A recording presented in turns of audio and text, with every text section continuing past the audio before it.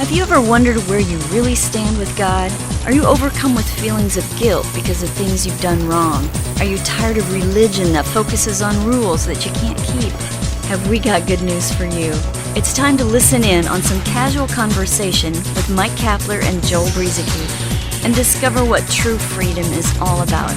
This is Growing in Grace. It's another GigCast. G-I-G, Growing in Grace, the podcast starring Mike Kapler, and I happen to be Joel Brieseke, just kind of tagging along. Yeah.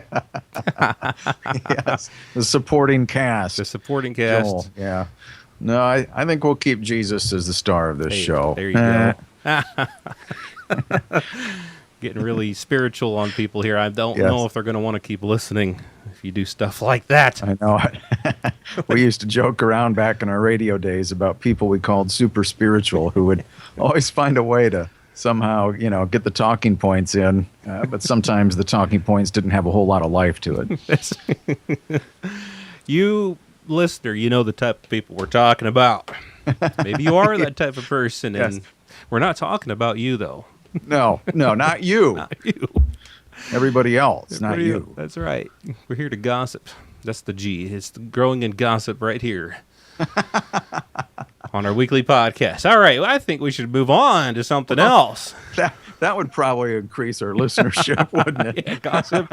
Just have a gossip show. Holy cow, we would have hundreds of thousands instead of thousands of downloads every month. I think I'm getting some ideas. But we'll save those for another time. See, we can do it about all the big, the well-known grace teachers, Joseph Prince, and all these people. Just come up with some stuff and just gossip about them. We would be drawing people in.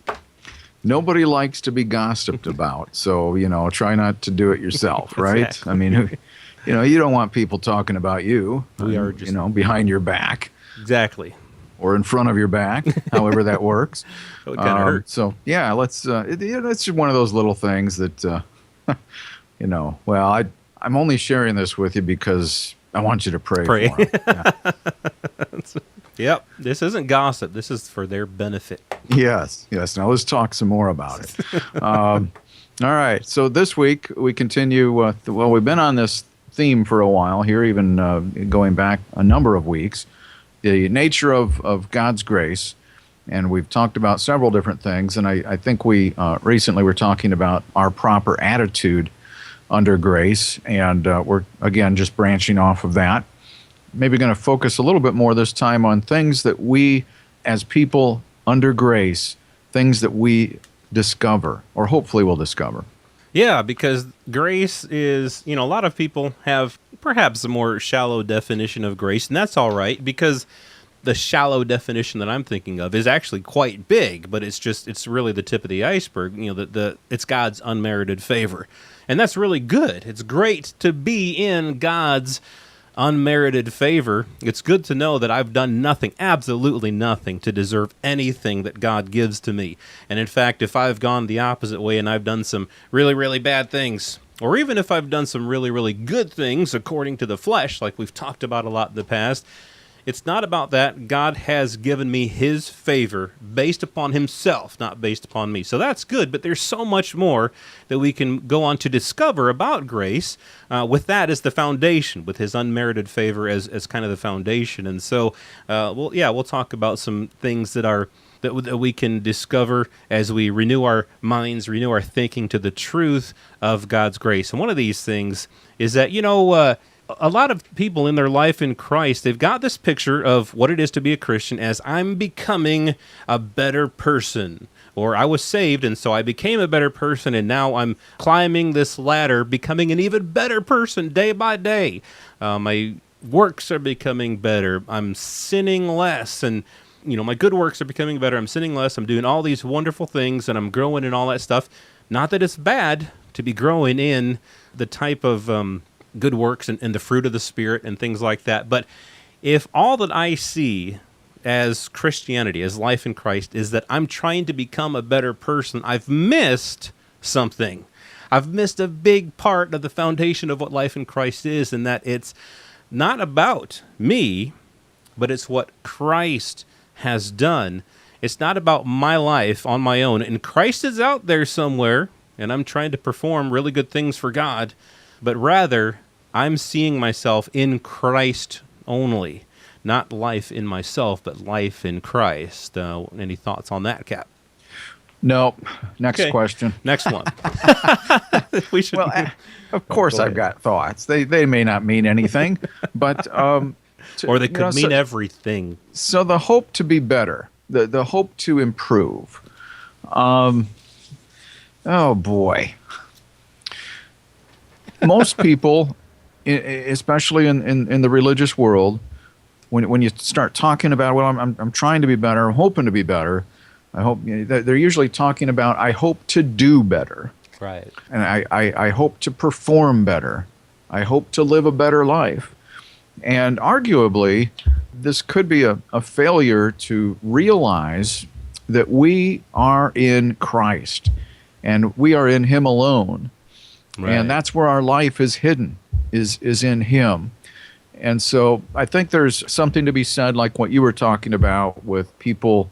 I personally don't see anything wrong with somebody trying to make improvements about certain things in their life. You want to be a better husband, you want to be a better wife, you want to be maybe a better role model for your children. I mean, you can go through a whole bunch of lists of things that you could try to improve upon, which would have a positive impact on perhaps yourself and those around you. All right. But having said that, when it comes to spiritual things and our Christian life, and sometimes this carries over into other things in our life too, the effort to try to be better is usually very self-centered. And that's where we kind of miss the mark on stopping, taking a breath, and remembering that we are in Christ. Our life is in Him. We really don't have a life apart from Him. And so, there's just this slippery slope that sometimes people end up going down. And we'll probably talk a little bit more about that as we go forward. Yeah, we forget that we are His workmanship. Yeah, we were created for good works, but it's by His workmanship. It's by His work in us. I'm thinking about the fruit of the Spirit, love, joy, peace, and all of that. And a person can look at this from two different ways. I want to make it so that I love more. I have more peace. I have more joy. And so I go to work trying to work on the fruit of the Spirit. That's one way. And then there's the other way where we realize that the fruit of the Spirit is the fruit of the Spirit. It's God's fruit. It's His work in us. And as we rest in Him, rather than trying to produce the fruit of the Spirit, we rest in Him. We abide in Him. Like you said, we are in Christ. That is our life. Our life is in Christ, not in ourselves. And when we realize that, we do abide in Christ. That's maybe a side note here that people wonder, how do we abide in Christ? Well, how do you abide in your basement? How do you abide in your house? You're there. You abide in Christ because you've been placed into Christ and He's been placed into you. And so as you are there in Christ, God, you can rest there, and God will work in you and through you to will and to do according to His good pleasure. And you will see this fruit appear, not because you're producing it, not because you're struggling and striving to make this fruit appear, but you're resting in Him, and you simply get to bear the fruit that He's working in and through you. So there's a big difference there. Again, the difference between trying to become a better Christian, trying to produce better fruit by yourself, and the difference between that and seeing that your life is in Christ and God is at work in you. Yeah, a lot of people will say, well, I'm just a work in progress, and I know what they mean when they say that, but is that anywhere in the Bible? I mean, can you even yank anything out of the Bible that tells us that? I've never seen it. It's really quite the opposite. You are I think it's in the book of Colossians, you are complete in Him. There we are, back to that phrase again, in Christ, in Him. You are complete. You're not a work in progress. You are His workmanship, and He works in and through us now. That we're working out our own salvation. That's God working in and through us. Even Jesus at one point said, I don't do the works that you see. These miracles and stuff that's going on all the time. It's the Father doing them through me. And remember, when Jesus, even though he was God in the flesh, he was a human being like we are. He was 100% human. And so God working through him really isn't that much different than God working really through us. Jesus had a specific purpose for his coming as a human, but it's really not that much different than God working through us, because this is what we've received in Christ now. And so this is all good news. As always here on Growing in Grace, it's hopefully it's not a balloon popper for you, where we're trying to help you just stay focused and keep things in the proper perspective on what we've discovered about grace. And it's just never been about us. And if we go back to, well, I'm a work in progress, and again, remember what I said earlier in the program, I got no problem with people trying to get rid of bad habits and try to make improvements and better their lives in some way, shape, or form, or perhaps be a better influence to those around them. I got no problem with that. Just don't confuse it with going back under law, which when people start talking about trying to better themselves, that's really what they were trying to do under the law. They were just trying to get to a place where they were more acceptable to God. Yeah, and the thing with this, with making it about our work that we do for God versus his work that he does in us, is that this can lead to, when we realize that we're failing to live up to the standard that we think we need to live up to, we can be pretty disappointed in ourselves. And it can lead to a lot of discouragement and disappointed in ourselves.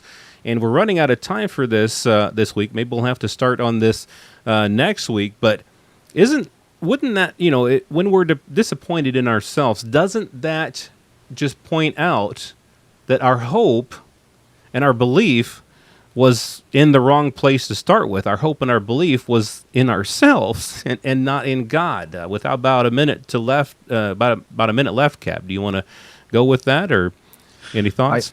Well, I think that's where it leads to. If you are disappointed with yourself, and can I see a show of hands? Oh, look at all those hands. We've all been disappointed with ourselves.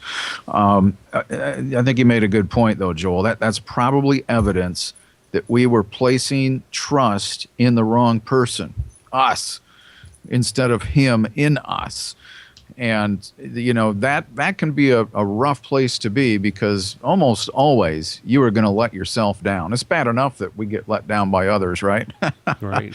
And it's even more frustrating when we let ourselves down, or we feel like we let someone else down. So disappointment in ourselves, let's wipe that one out. Let's get that out of our lives, because that's probably just evidence that we've been believing in us and maybe even in what we do instead of Christ and what he did. Right, because it really comes down to, is it about us, or is it about what he has done for us and us walking in those benefits? And so we will talk more about this and some other things coming up next week on Growing in Grace. The whole idea about being disappointed or discouraged in ourselves, maybe unbelief, and the whole idea of pride, and whether or not that fits into our lives in Christ. And so all of that and more coming up next week right here on Growing in Grace at growingingrace.org.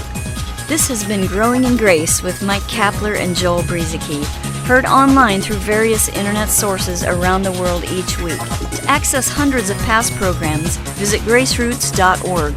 Share it with a friend and listen again next week for more Growing in Grace.